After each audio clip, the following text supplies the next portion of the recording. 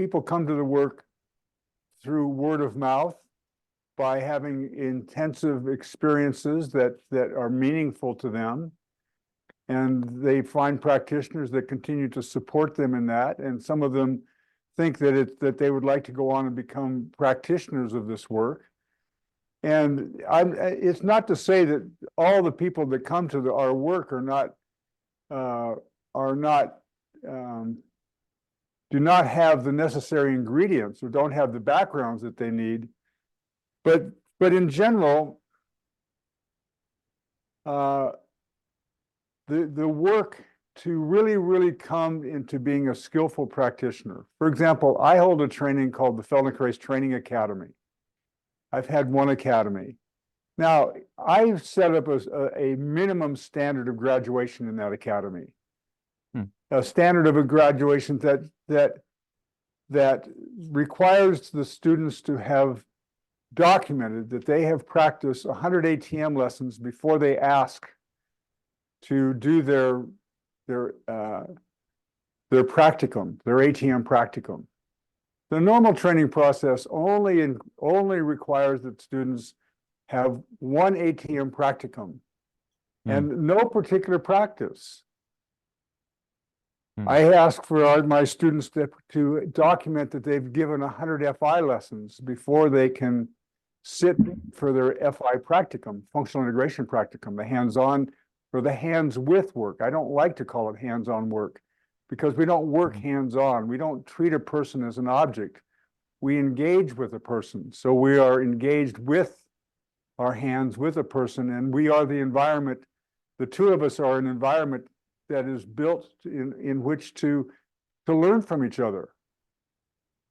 Now, these I consider to be minimum requirements if we're going to continue to have this work grow into a more and more professional, in a more and more professional manner.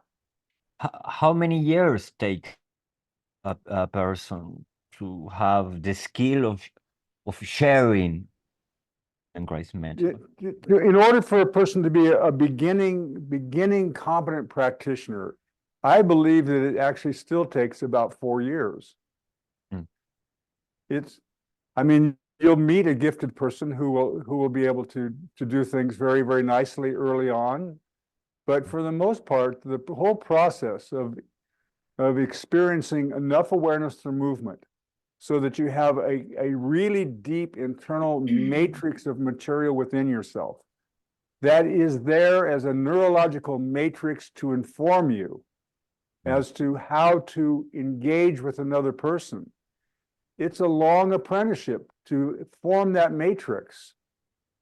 To inform, because all of the ATM lessons and the way that they interweave with each other lead to a matrix of understanding, a sense of neurological variability, so that when I come to work with a person, if I in the way that I like to train a person, that person will look at a person, that person will come into the room, and they'll begin a conversation as to how can the two of us actually learn to function better. I don't consider it a good lesson unless both people come into a new level of understanding, a new place, something new happens that has never happened before. It's not a practitioner giving something to a person. It's not a physical therapist who's applying their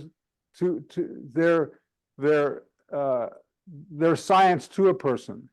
It's a question of how can I help a person function? And then the question is what do we mean by function? Because normally, if we look at the titles of Moshe's books, Body and Mature Behavior, Awareness Through Movement, The Potent Self, The Elusive Obvious, these 4 books, they're different talks he's giving on image and action. In other words, Moshe was extraordinarily comprehensive and complex in what it was that he was offering. He came from a significant scientific background, and everything that he produced came out of his understanding based on his studies. If you went to his house, it was a library with a bed in it. Every book in that library had been read. You could open any book and find his markings in the borders of the book. And there were at least 4, 5, 6,000 books in the place. I mean, it was incredible. So he was extraordinarily deeply versed in the way that he brought his questions into what does it mean for a human to function. And he asked very, very high questions about what's the potential for human beings.